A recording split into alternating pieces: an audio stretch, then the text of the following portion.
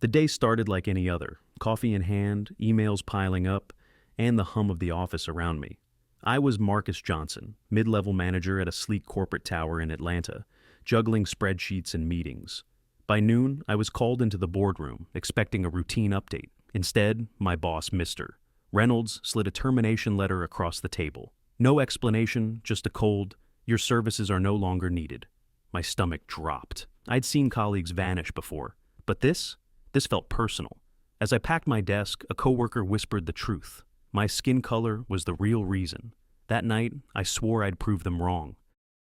My name's Marcus Johnson, and I've always had a knack for numbers. As a kid in a working-class Atlanta suburb, I'd sit at our wobbly kitchen table, solving math problems while my mom cooked dinner. By 23, I'd graduated from Georgia State with an economics degree, top of my class. I pictured myself leading boardroom meetings, maybe even becoming a CFO. But at 39, I was stuck as a mid-level manager at Pinnacle Solutions, a glossy corporate firm in downtown Atlanta.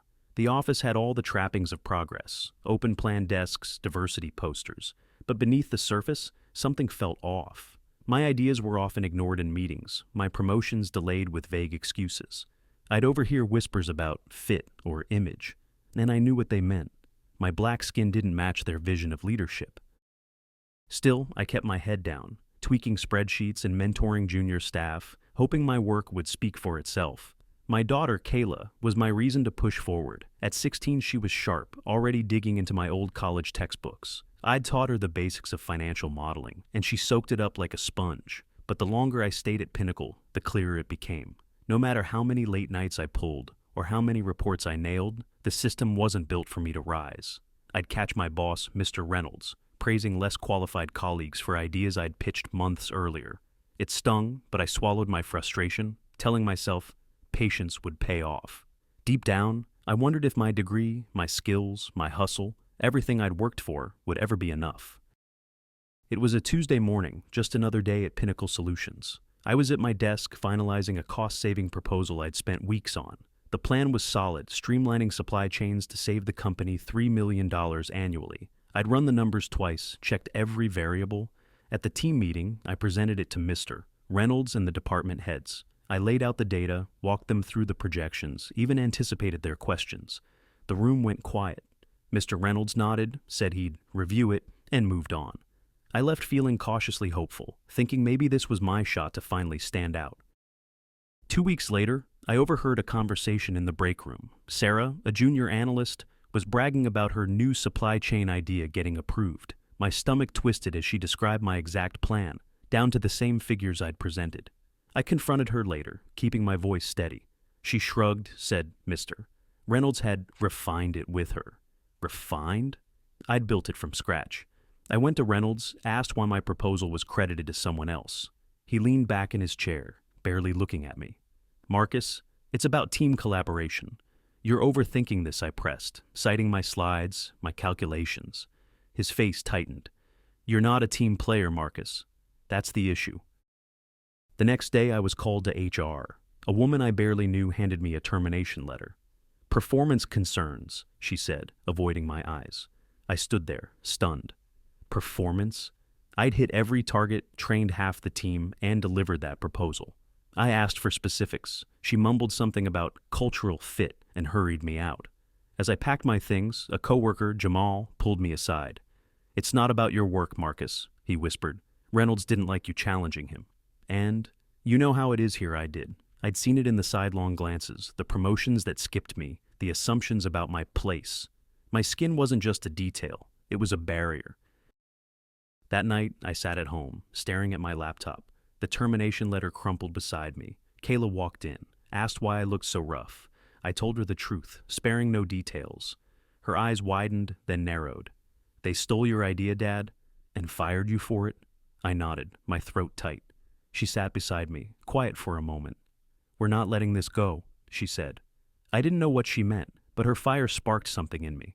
I'd been patient too long, trusting the system to see my worth.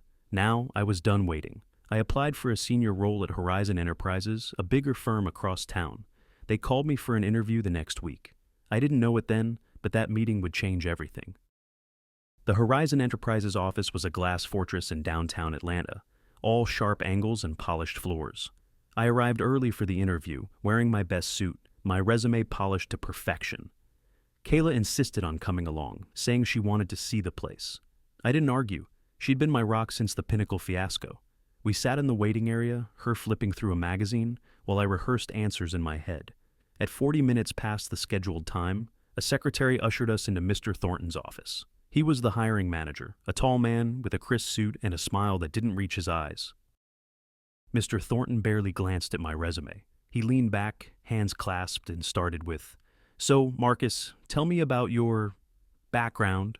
The way he said it felt off, like he was digging for something other than qualifications. I talked about my economics degree, my years at Pinnacle, my cost-saving proposals. He nodded absently, then cut me off. "What do you do for fun? Got any hobbies?" I paused, thrown by the question.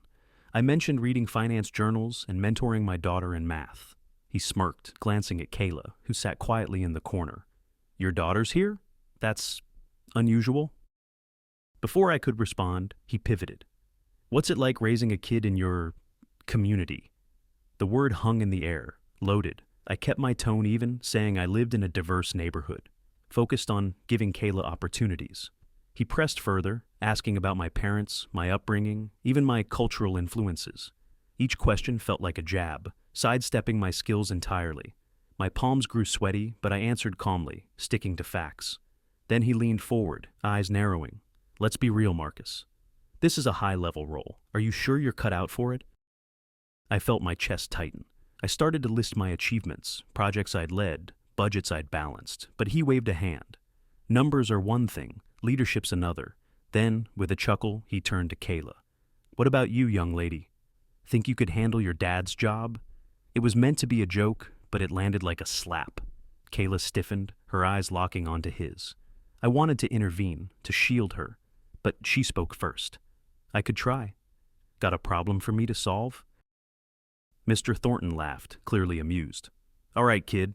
Let's see." He scribbled a financial modeling question on a notepad, complex, involving cash flow projections and risk analysis. He slid it toward her, smirking. "Take your time." "This stuff's not easy." I felt a surge of anger, mixed with shame. He was using my daughter to mock me, to prove I didn't belong. I leaned forward to protest, but Kayla's hand on my arm stopped me. She took the notepad, her expression calm but focused. I sat back, my heart pounding, torn between pride and fear. This wasn't just about me anymore. It was about her, too. Kayla didn't flinch. She took Mr. Thornton's notepad, her eyes scanning the financial modeling problem he'd scribbled. I sat frozen, my pulse hammering. The question was brutal, projecting cash flows for a hypothetical merger with multiple variables, something I'd taught her the basics of over dinner conversations. Mr. Thornton leaned back, arms crossed, his smirk practically shouting he expected her to fail. I wanted to grab her hand, pull her out of that sterile office, and spare her this humiliation. But Kayla's pen was already moving, her brow furrowed in concentration. She wasn't just my daughter in that moment, she was my shield, my proof. I glanced at Mr. Thornton, his amusement fading as Kayla wrote steadily. "You don't have to do this," I whispered. She shot me a look, sharp but warm. "I got this, Dad." Her confidence steadied me, though my stomach still churned. I'd spent years swallowing slights at Pinnacle, nodding through cultural fit excuses, but watching my 16-year-old daughter face this man's condescension was a new kind of pain. I'd taught her about numbers, about logic, but never how to navigate a world that judged us before we spoke. Kayla finished, sliding the notepad back to Mr. Thornton. "Done," she said, her voice steady. He raised an eyebrow, picking it up like it was a child's drawing. Then his expression shifted. First confusion, then something like shock. Kayla hadn't just solved it. She'd broken down the problem step by step, factoring in risk adjustments and tax implications I hadn't even taught her yet. "Where'd you learn this?" he asked, his tone clipped. Kayla didn't miss a beat. "My dad, he's been teaching me from his old college textbooks. You know, the ones he used at Georgia State, where he graduated atop of his class." The room felt smaller. Mr. Thornton's jaw tightened, and I saw it. The moment he realized his joke had backfired. He'd expected to expose me as unfit, but Kayla's answer was a mirror, reflecting my expertise through her. I seized the opening. She learned from me because I've done this work for years, I said, keeping my voice calm but firm. I built models like that at Pinnacle, saved them millions, but they didn't see me, just like you're not seeing me now. He shifted in his chair, flipping through my resume as if seeing it for the first time.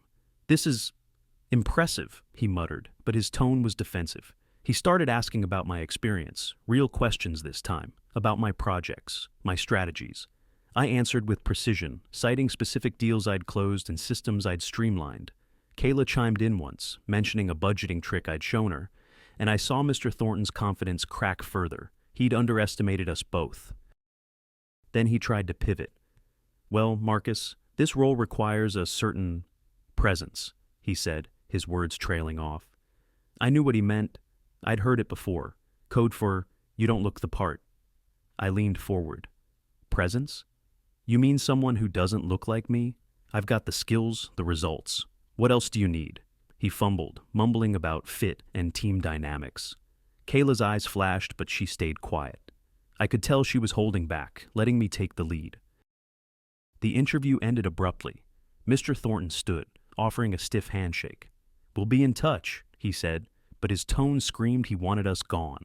As we turned to leave, I felt a mix of pride and frustration. Kayla had turned his game against him, but I knew men like him didn't change easily. In the elevator, Kayla grabbed my arm. You were awesome, Dad. He didn't know what hit him. I smiled, but my mind was racing. This wasn't over. I'd walked into that office to prove myself, but now I wanted more. For me, for Kayla, for everyone stuck in a system that refused to see us. The elevator ride down from Mr. Thornton's office felt like a descent into clarity. I was still reeling from Kayla's performance, her sharp answers slicing through his smugness.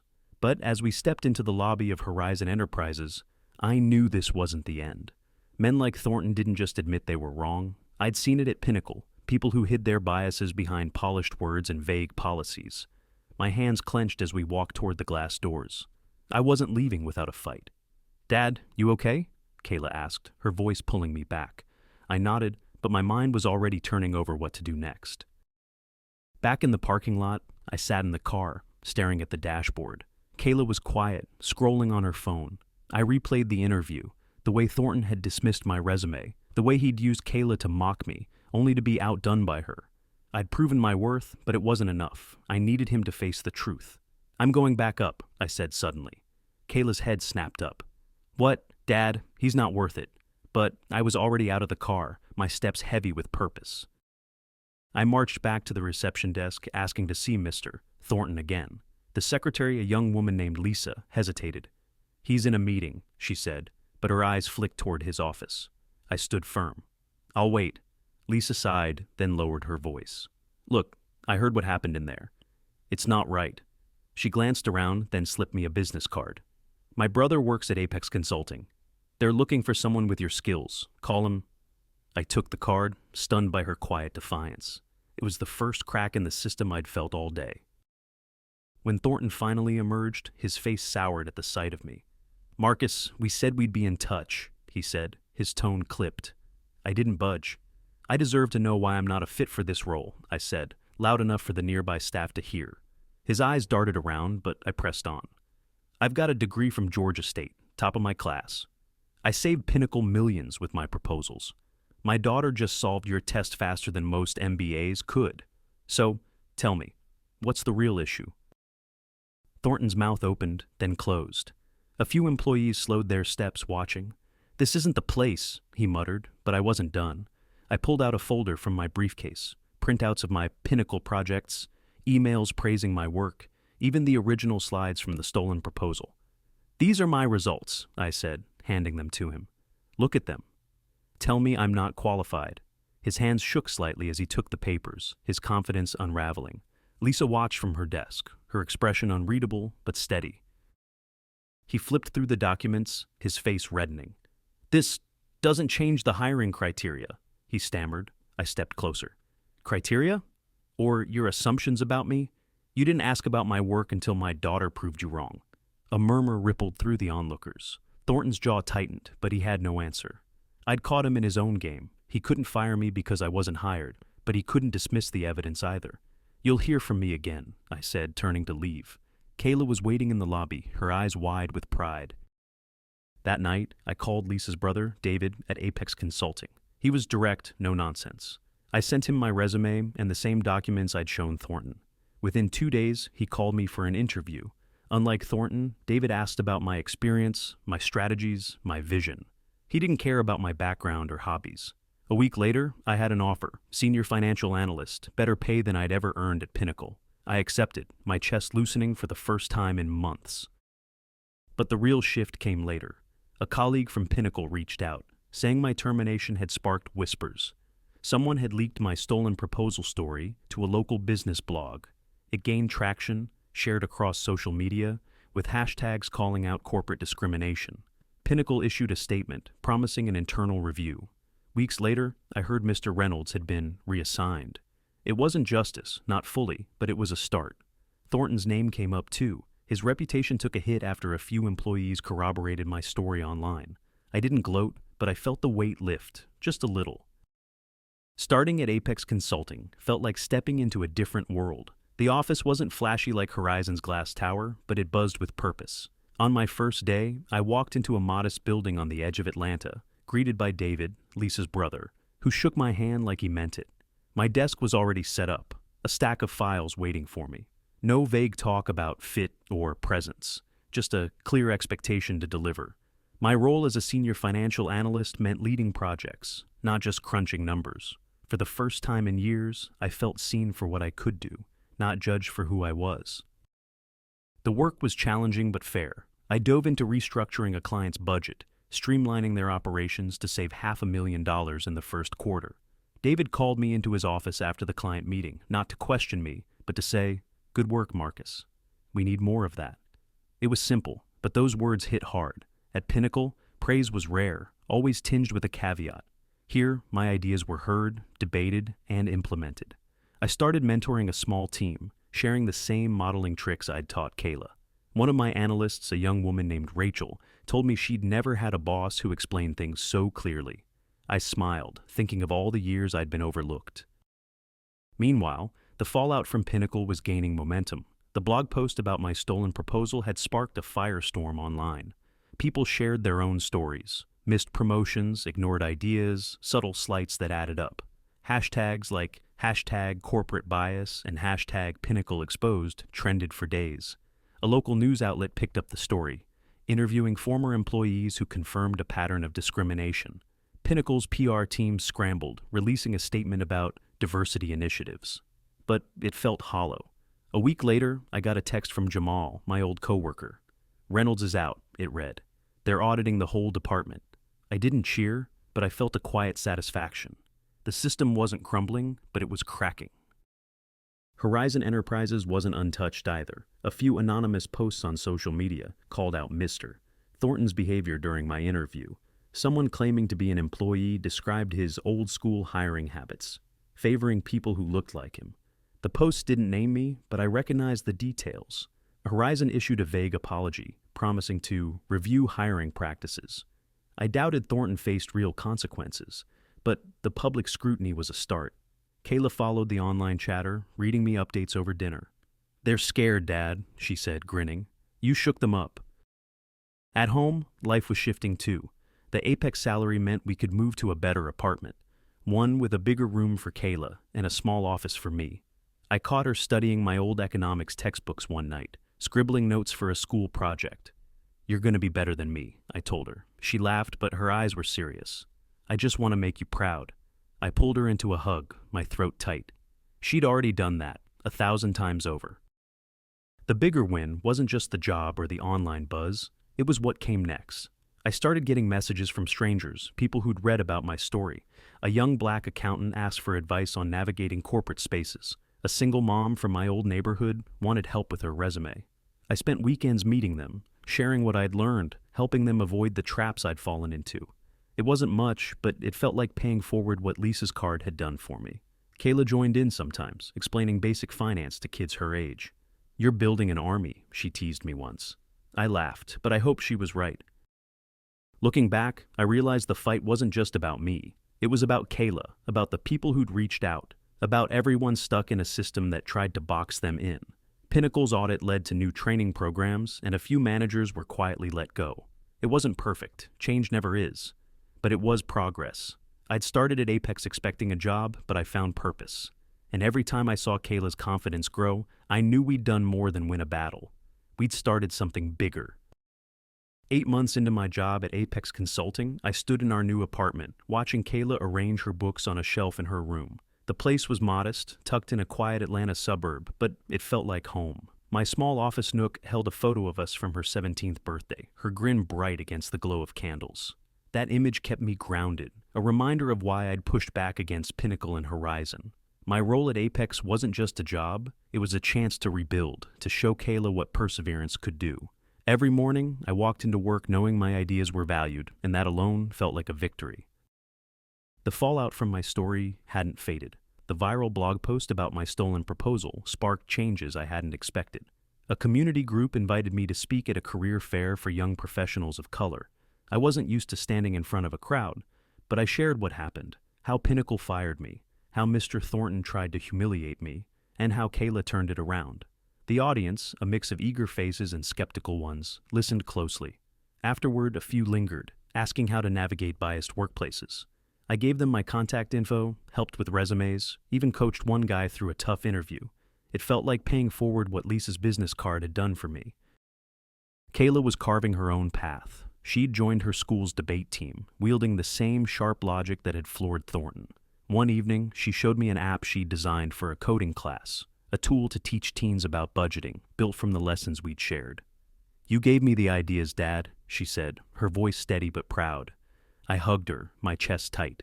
We started hosting workshops in our living room, teaching kids from our old neighborhood about saving and planning. Their excitement reminded me of Kayla's curiosity years ago, and it lit a fire in me to keep going.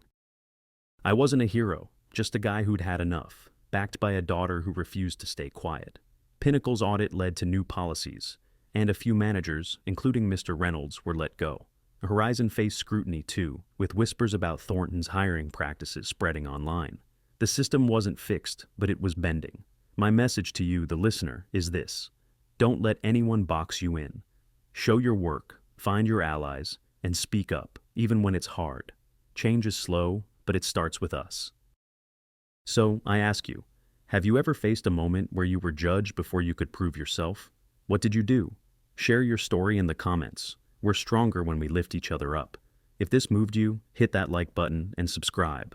Let's keep this conversation going.